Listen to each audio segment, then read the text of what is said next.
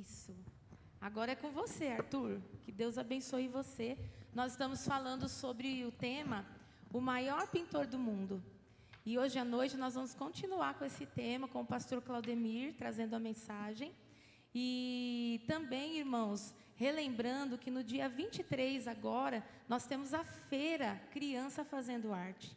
Então, eu quero muito, muito mesmo, que vocês venham, que vocês prestigiem nossas crianças. Né? Não é só para a criança estar aqui, é para todos nós. Adulto, criança, parente, se você quiser convidar seus parentes de casa, quem você quiser chamar, amiguinhos aí das crianças, para estarem aqui no dia 23, nós vamos fazer uma grande festa, vamos dar continuidade com esse tema também, o maior pintor do mundo, tá bom? Vamos orar pela vida do Arthur? Tá nervoso? Então vamos orar, gente. Deus, muito obrigado, Senhor, pela vida do Arthur. Muito obrigado pelo que ele tem sido, ó Pai, para nós, tem feito, ó Pai, tem dado testemunho, ó Pai, de um cristão, ó Pai. Muito obrigado pela vida dele. Obrigado pela sua família. Continue abençoando, sustentando, renovando as forças. E de toda a nossa igreja, que o Senhor continue nos abençoando.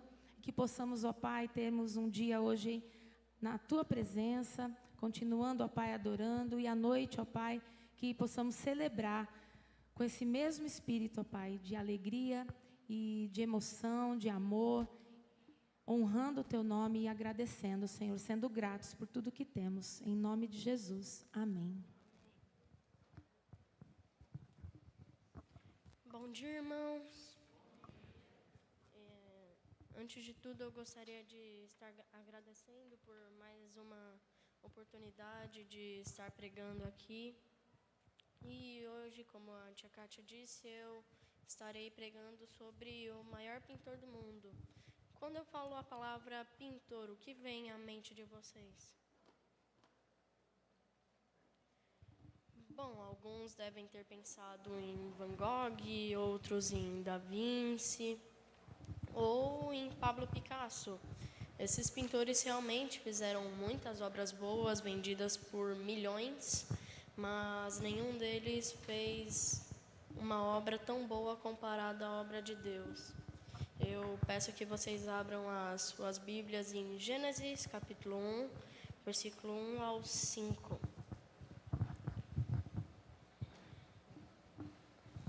No princípio, criou Deus os céus e a terra.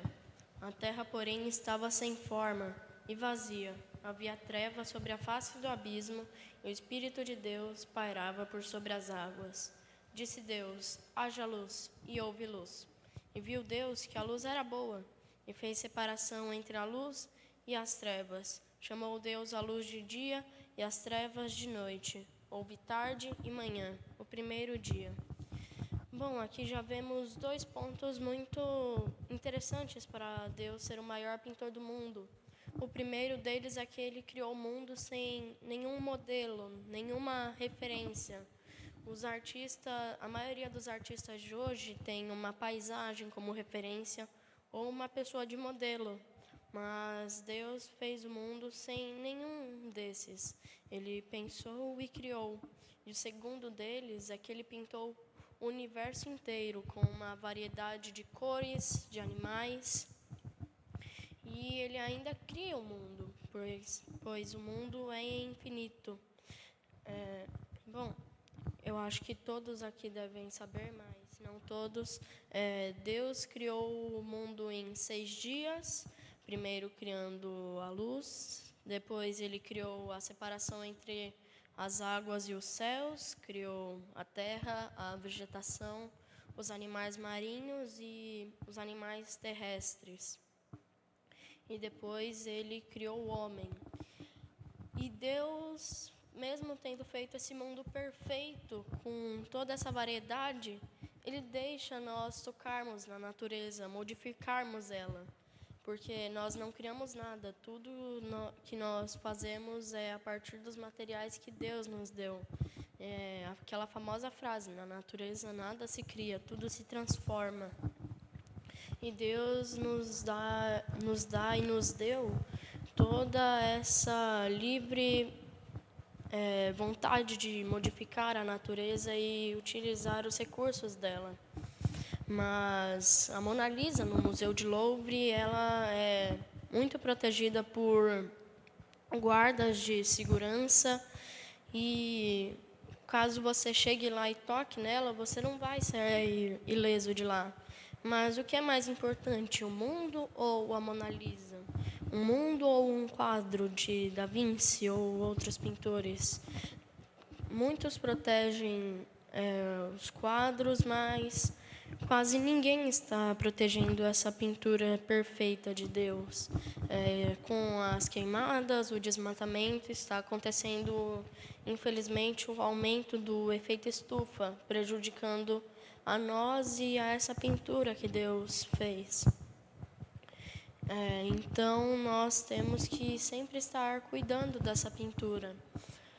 Bom, eu vi uma notícia que um novo dono do Newcastle, o time de futebol da Europa, ele pagou 2,2 bilhões pelo time e ele pagou 2,6 bilhões por um quadro.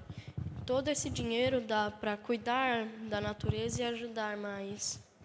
Infelizmente, o homem, depois que comeu o fruto da sabedoria do bem e do mal, se afastou de Deus e começou a pecar. E este é o segundo tópico que Deus criou, a humanidade. Deus criou o homem. E eu peço que vocês, ainda em Gênesis capítulo 1, comigo leiam o versículo 26 e 27, que diz o seguinte: Também disse Deus, façamos o homem à nossa imagem, conforme a nossa semelhança. Tem ele domínio sobre os peixes do mar, sobre as aves dos céus, sobre os animais domésticos, sobre toda a terra e sobre todos os répteis que rastejam pelo chão. Criou Deus, pois, o homem à sua imagem. A imagem de Deus o criou. Homem e mulher os criou. Então, aqui Deus tinha uma referência. Deus tinha um modelo. Deus tinha Ele mesmo. Ele criou o homem à sua imagem.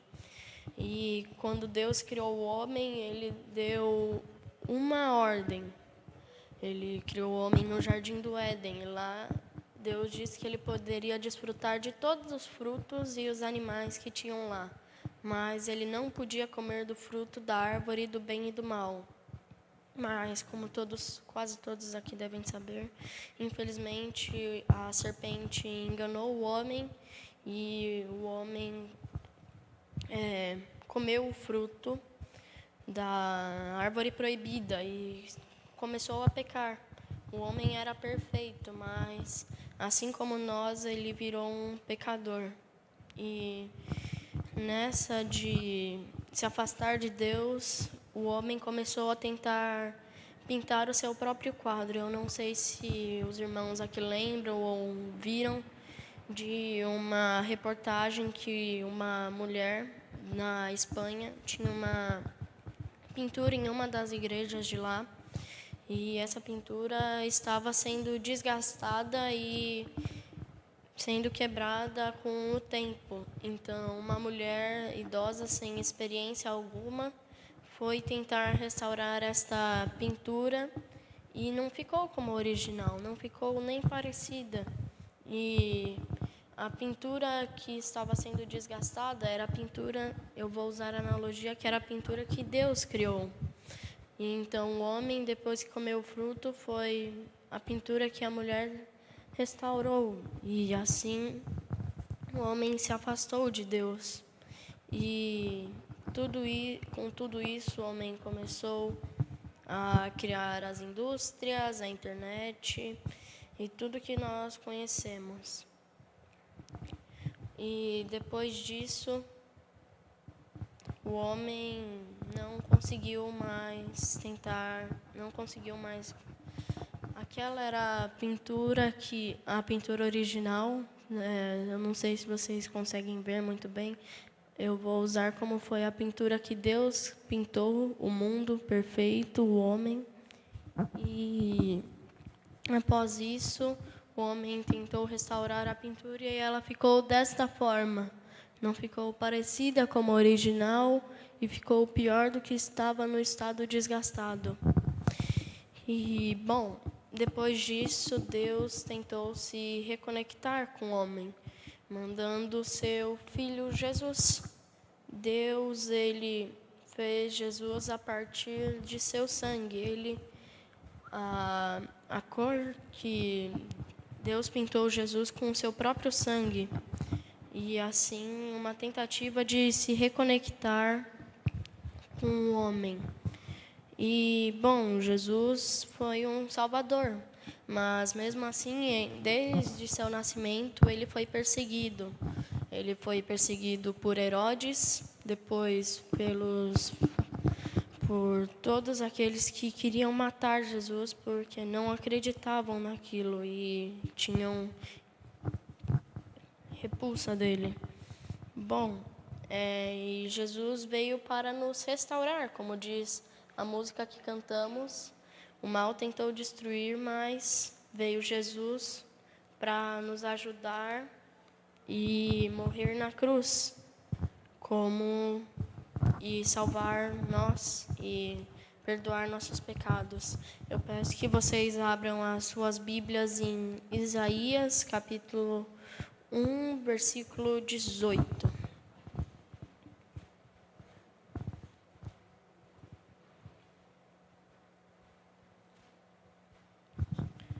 Vinde, pois, e arrazoemos, diz o Senhor. Ainda que vossos pecados sejam como a escarla, eles se tornarão brancos como a neve. E ainda que sejam vermelhos como o carmesim, se tornarão como a lã. Então, aqui diz que Jesus veio à Terra para nos salvar e transformar nossos pecados vermelhos em pecados perdoados, brancos como a neve, e transformá-los em lã. O sangue de Jesus nos lava e apaga nossos pecados. Ele nos refaz. Então, nós somos um quadro danificado e Jesus veio aqui para consertá-lo e transformar ele. Então, Jesus é o Salvador. E Deus fez ele assim para poder se reconectar conosco. Porque, como eu já disse, após o homem ter comido fruto, ele começou a seguir o seu próprio caminho e tentar fazer a sua própria jornada, assim ficando distante de Deus. Eu também peço que vocês abram as suas Bíblias em João, capítulo 1, versículo 7.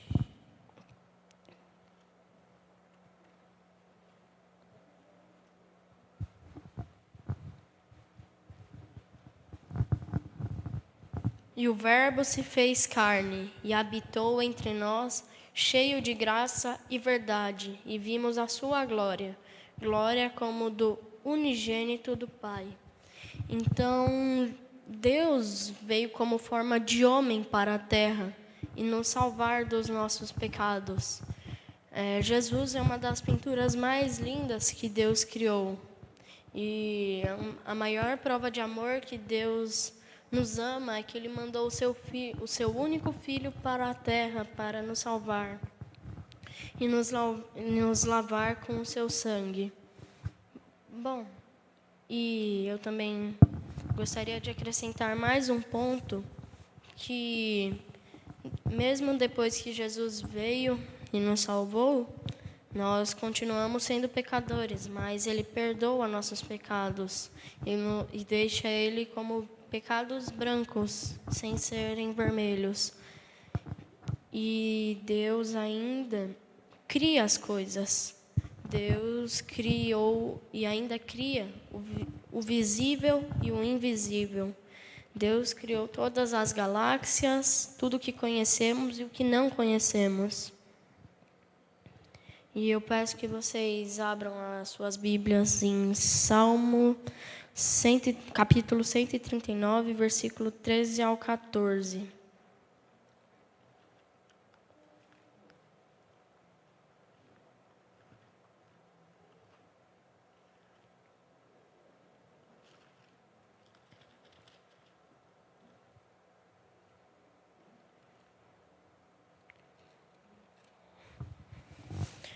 Pois tu formastes o meu interior, tu me tecestes do seio da minha mãe. Graças te dou, visto que por modo assombrante maravilhoso me formastes. As suas obras são incríveis. Além de Deus ter nos criado, Ele criou tudo o que conhecemos. E mesmo se nós não conhecemos aquilo, Ele criou, porque tudo que vem a partir